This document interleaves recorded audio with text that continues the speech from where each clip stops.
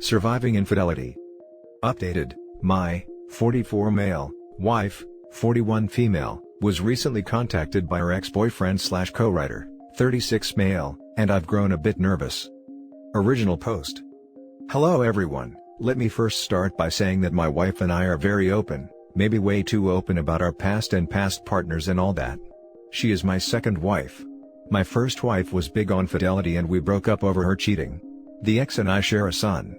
My wife also has a daughter of her own from a previous marriage. We've been married for 5 years and our little blended family works well together. As I mentioned earlier, we are perhaps too open about our past relationships. Her first husband was a serial cheater. He was a musician and slept around with women from his gigs. She stumbled onto his emails, only to learn that he was involved with 5 other women, one of which he'd gotten pregnant.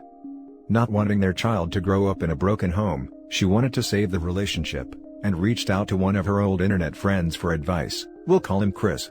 The two had been friends for 7 years up until that point, but had never met. They were writing partners. In fact, before they lost contact, they had been writing a novel together. She tells me that when she reached out for support, he was very kind and had actually been recommending a lot ways to get past infidelity, or what you should speak to attorney about. In general, being a good friend. Somewhere in that, they decided to revisit writing their book again. According to her, they would casually flirt, but as they lived on opposite sides of the country, they had no means to act. In all this, she decided her marriage was dead and stopped trying to fix things, checked out I guess. She and Chris expressed mutual attraction, and by the end of the year, he flew out to meet her. She filed for divorce right after the affair got physical, and Chris moved later that year to be with her. To make a long story short, her daughter, who was only 5 at the time, didn't really take to him. As she says, he didn't do anything wrong, she just wasn't adjusting properly after the divorce, and didn't like somebody replacing her father. My wife told him they needed to take a break due to this, and due to the fact that he's a bit crass sometimes. She had only intended for it to be a short break, but he was apparently so hurt that he'd moved that far to be turned away 2 months in, and so he broke it off entirely. After months had gone by, they reconnected to try and finish their book. They began sleeping together again during this time, but it was just a physical thing. They came close to finishing the book, but she started dating me, thus they stopped sleeping together. She felt weird about having an ex hanging around once she got in a committed relationship, and so, by her own admission, she stopped returning his emails, which were all book-related, with the same frequency, and stopped working on it on her end so much. He grew frustrated after a few months of this and blocked her on everything. Which finally brings us to a month ago. After 4 or 5 years of no contact, he messages her out of the blue. He contracted COVID and nearly died. Chris contacted her, because apparently in the time apart, he rewrote the book without her contributions, managed to get published, wrote and published a sequel, and released his work. Came really close to not be finished if he died. He wanted to make it known, that if something should happen to him, that he wanted the rights of this thing turned over to her, as she knows how it will end, and helped create the story. Fair enough, that actually sounds nice, but then they get to talking. He's apparently writing a comic adaptation, and he invited her to come on board for it. He has a lot of the art done and she was very excited, showing me, and explaining to me who all the characters were, their backstories, what she thinks he got wrong in the design. She also read the first book and is telling me which names he changed, what characters were and weren't in their version, the plot differences, and she seems to be having a lot of fun with it. I knew they wrote together, she's mentioned it before, but I had no idea they had this whole universe created. I can tell it was something that was really important to her. She seems like she might take him up on the offer, and this worries me. Every time they've worked on something in the past, it leads to the bedroom. And there is a bit of explicit content in their writing. I'm not the jealous type, and I certainly don't want to step on a dream she had buried, but I don't want a repeat of history. I'll admit I decided to snoop their conversation, and while he seems like he's been on the level and is only really discussing the project, she's pressing for information on his personal life. I wouldn't say in a flirty way, but she asked him if he's seeing anyone now, and when he answered no, he's too busy, that relationships just get in the way, she told him he needs to get back out there. That celibacy isn't a good look on him. We're pretty open about our past intimate life, so I know her ex-husband was terrible at it, and once when drunk, she said of Chris, "Don't let a great screw convince you it'll be a great relationship." How the hell do I proceed? I know she was emotionally broken by her ex-husband and that's why she cheated, but she did cheat with this man. I've met him, he seems like an on-the-level guy, but they have a history that tells me something might happen. I wanted to approach my wife with my concerns, but I don't want to seem like an overbearing, controlling person. I want her to have her creative outlet, because she glows in a way I've never seen before when she talks about this book I barely knew anything about. It feels like it's something that was deeply important to her that she forced not to be important. I want that for her, but I don't want their interactions to escalate into something more like they have 3 times already. Now for the top advice before reading the update. I would say a very acceptable boundary to draw is, I'm not okay with you making a book with the guy who you left your last husband for. Context though. Her ex-husband cheated and the relationship was a walking corpse for the last 6 months of it, Chris showing up in the last month. Because of my ex-wife, I really don't like cheaters in general, but it's fairly easy to rationalize why she did it. Doesn't bring much comfort though when it's literally the same guy. Creating a book together involves a very close professional relationship. Sure, she can say that it's totally over between him and her. But the issue is, are you going to be 100% okay with that? Do you feel like you're going to worry about their frequent messages and if their relationship is staying professional? If you guys have a fight, are you going to be upset if she goes and works on their book together? There's a lot of messy factors going to be involved in this. If you have an issue with it, that's okay. This isn't just some guy she used to be writing partners with. It's a guy she had an intense and actual relationship with. Once you cross a line with someone, sometimes you can't walk it back. You and her have to realize that collaborating with an ex-partner is a big ask. And if she didn't think to ask if you're okay with it first, that's a bit scary. I mean, add to that the fact that some of the writing is pretty racy.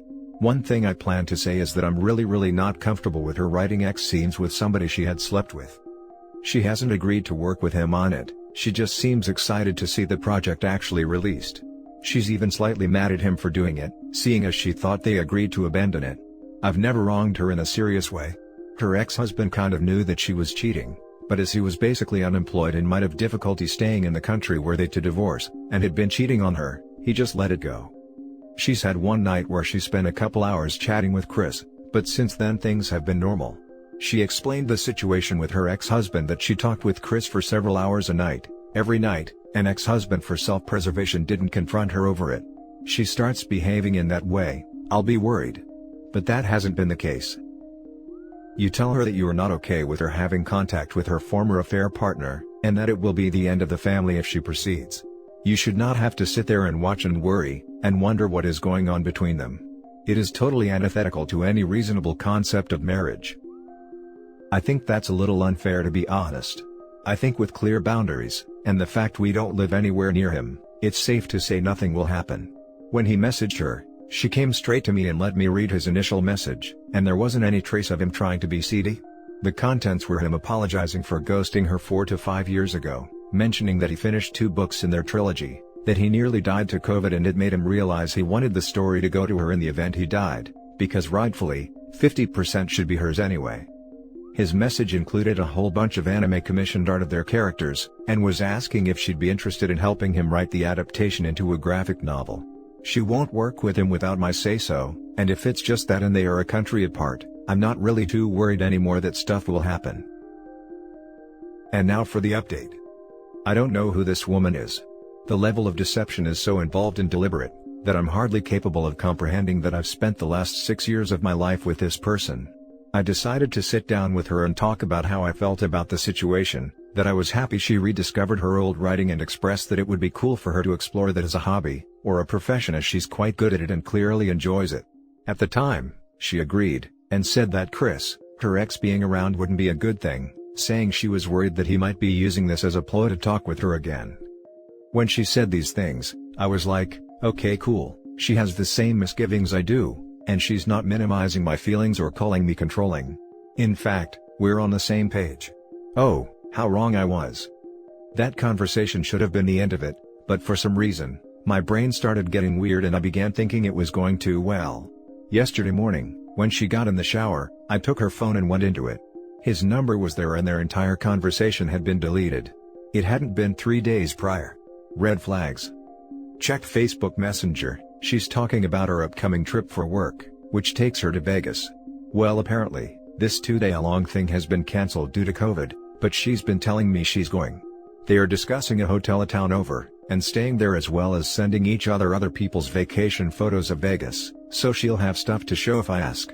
She's talking about restaurants they can go to, how there will be a full moon when he's here, and it would look great on the beach. Oh yeah, and he's not on the East Coast as he presented, he moved back to town recently, since the prick actually has enough money to live here. He showed her on Google Maps where he's living, and it's taking everything I have not to drive my truck straight into his living room. A month ago, she claimed that she had to pick up her brother from the airport. Nope. That was him. The messages don't go back much further than that, but they reference talking about stuff during the years they supposedly haven't had contact. One line I read that he wrote has my heart racing with such freaking madness is from him. Yeah, we're just friends. I don't see you in 8 years and I'm inside you 20 minutes off the plane. Best friends maybe. So, she's not just planning to screw him, she's been doing it for months. That trip to her mother's a few weeks back where she stayed the night, yeah. I haven't confronted her yet, but her smile fills me with so much hate now. I'm going to try my best and hold back on saying anything until after Christmas. The kids don't need the holiday being a constant reminder of this, but honestly, I'm probably going to snap and confront her today or tomorrow, because my ability to swallow this BS with a smile is almost impossible. Honestly, I'll be lucky if I can avoid taking a bath with the toaster. I'm losing my mind right now. Now for more advice before the next update. Don't do anything drastic, like bathing with a toaster, your kids need you. What you should do is get things set up by contacting the best reviewed divorce attorney you can afford today, explaining your situation, asking them what steps to take, and go ahead and file. All the while smiling at her as you pretend everything is fine, like she has been doing to you. Then as soon as your kids go to bed Christmas night after a great day, hand her the papers, tell her you know she's been screwing him, and that you will be telling both your families and all friends. That you hope it was worth it, because she just blew up her entire life and there is no fixing it. Then go stay in the guest room. You want to snap her out of the affair fog? This is how you do it. You just want out? Still the best way to do it. Don't half-ass this. You need to commit to one or the other, but sparing her anything will do nothing but eat you up. Don't protect, career, interpersonal or otherwise, her from her choices. Not even 5 minutes before reading this, I read about some mother who had to stomach her husband's affair for 20 years in an attempt to not shame him. She ended up an emotionally constipated shell of her former self, and no one knew why. When you posted about this earlier, I wrote a caveat and I still think it holds true. Not only seek out a divorce lawyer, but seek out a literary lawyer to ask about intellectual property, and it being a part of community assets. You really want to watch them explode? Hit them that you are going to sue for half of the portion of the writing project she contributed. If you used any of her ideas getting the book published while you have been married, she owns a portion, and ergo, you can sue for your half. If you want to watch their love nest catch fire, nothing causes more arguments among creative types than who created what. Can you say Lennon-McCartney? McCartney-Lennon?